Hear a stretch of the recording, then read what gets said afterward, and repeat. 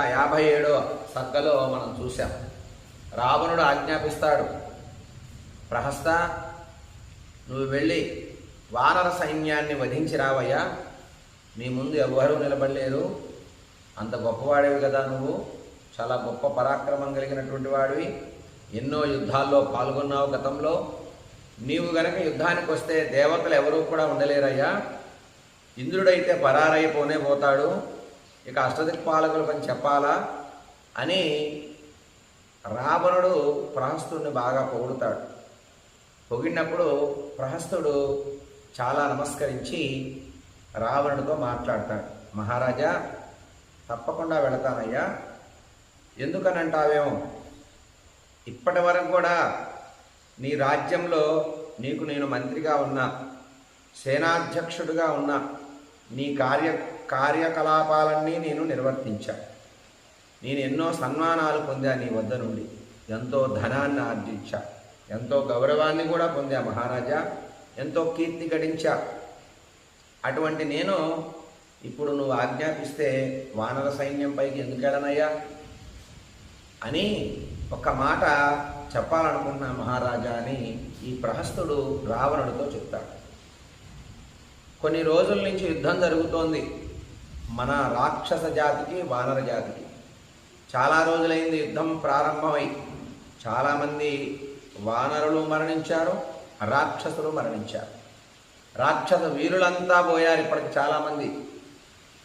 అయితే ఇప్పటికైనా ఆలస్యం ఏమి లేదు మహారాజా, గతంలో సీతను అపహరించి నువ్వు తీసుకొచ్చినప్పుడు వానర రాజైనటువంటి సుగ్రీవుడు అలాగే హనుమంతుడు లంకాపట్టణంలోకి వచ్చినప్పుడే నేను చెప్పాను, సీతను ఇక్కడ ఉండటం మంచిది కాదయ్యా, ఉంచటం, సీతను తీసుకెళ్ళి రాముడికి ఇచ్చేసే మహారాజా, రాక్షస జాతికి మంచి జరుగుతుంది అని నేను ఆ రోజు అంటే, ఆ రోజు సభలో చాలా పెద్ద గొడవ జరిగింది, నన్ను అందరూ దూషించారు, నీవు కూడా నా మాట లెక్క చేయలేదు మహారాజా, సీతని ఆ రోజు కనుక మనం అప్పచెప్తే ఈరోజు మనకి ఈ పరిస్థితి ఉండేది కాదు, ఎంతోమంది రాక్షస వీరులను పోగొట్టుకున్నాం ఇప్పటికి మనం అని ఈ ప్రహస్తుడు చాలా బాధపడుతూ, ఇక నేను గనక వెళితే తప్పనిసరిగా మరణమే పొందొచ్చు నేను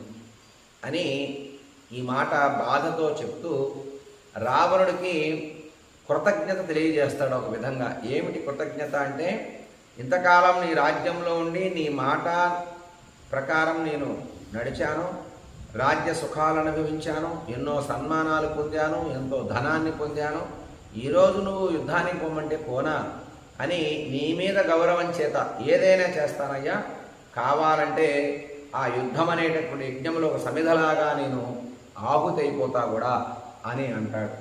అని నమస్కరించి సైన్యాన్ని తీసుకొని ప్రహస్తుడు బయలుదేరతాడు బాధతో. బయలుదేరగానే చాలా భయంకరమైన సైన్యాన్ని, అప్పటి వరకు ఒక స్థాయి సైన్యం యుద్ధానికి వస్తుంది. ప్రహస్తుడు ఎప్పుడైతే యుద్ధానికి వస్తాడో ఇంకా వేగవంతంగా యుద్ధం చేసేవాళ్ళు, ఇంకా వేగవంతంగా పరిగెత్తేవాళ్ళు, బాగా యుద్ధ నైపుణ్యత కలిగినటువంటి రాక్షస సేనని ప్రత్యేకంగా దింపుతారు ఈ ప్రహస్తుడికి తోడుగా. ఎందుకంటే చాలామంది రాక్షసుల్ని కోల్పోయారు ఇప్పటికే లంకాపట్టణంలో, ఇంకా వేగంగా యుద్ధం చేసేటటువంటి సైన్యాన్ని దింపండి, ఎన్నో భయంకరమైనటువంటి ఆయుధాలు తీసుకోండి అని రావణుడే ఆజ్ఞాపిస్తాడు. ప్రహస్తుడికి తోడుగా కొన్ని వేల లక్షల కోట్ల మందిని కూడా పంపించడం జరుగుతుంది. అంత పెద్ద సైన్యం బయలుదేరుతుంది ప్రహస్తుడికి తోడు. ఇలా బయలుదేరగానే ఆనందపడతారు అంతా కూడా, ఎందుకంటే ప్రహస్తుడికి అంత పెద్ద పేరు ఉంది.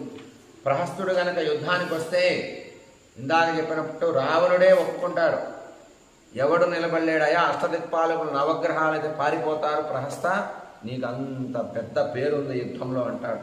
అసలు యుద్ధం చేయటం కూడా బాగా ఇష్టంట ఈ ప్రహస్తుడికి, కోరుకుంటాట యుద్ధాన్ని, ఎప్పుడు యుద్ధం వస్తుందా ఎవడొకటితో కొట్లాడదామని ఈ ప్రహస్తుడు కోరుకుంటాట.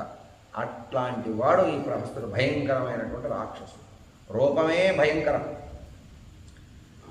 అదే సంభాషణలో రావణుడు ఈ ప్రహస్తుడికి ఓ మాట చెప్తాడు, అహం వా కుంభకర్ణో వా త్వంబా సేనాపతిర్మమ ఇంద్రజిద్వా నికుంభో వా వహేయుర్భారమీదృశం.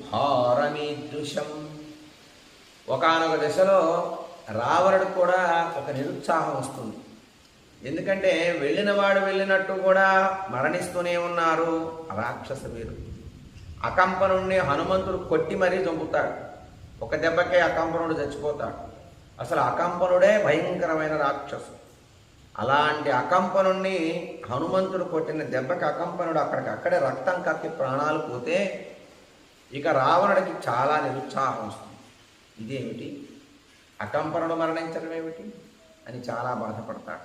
బాధపడి ఉత్సాహవంతమైన సందర్భాలు ఏమీ కనపడవు రావణుడికి. కాలం గడిచే కొద్దీ దుర్వార్తలే, దుశ్శకునాలే కనబడుతూ ఉంటాయి. అట్లాంటి అకంపనుణ్ణి ఎప్పుడైతే హనుమంతుడు వధించాడు అని రాక్షసులు చెప్పారో ప్రహస్తుడిని పంపిస్తాడు. పంపించే ముందు రావణుడు కూడా ఒక విధంగా ప్రహస్తుడిని పొగిడి, ఒక విధంగా ఈ యుద్ధాన్ని ఎవ్వరూ నెత్తికెత్తుకోలేరయ్యా, ఈ కష్టాన్ని ఈ యుద్ధాన్ని ఎవరు భరించలేరు. అహంవా, అవసరమైతే నేను చేయగలను ఈ యుద్ధాన్ని నేను ఆపగలను. కుంభకర్ణోవా, ఒకవేళ నా తర్వాత నా తమ్ముడు కుంభకర్ణుడు కూడా యుద్ధం చేయగలడు, ఎదుర్కోగలడు. త్వంవా అంటే నువ్వు, ప్రహస్తుడు అంటున్నాడు ఈ మాట. రావణుడు, కుంభకర్ణుడు, ప్రహస్తుడు.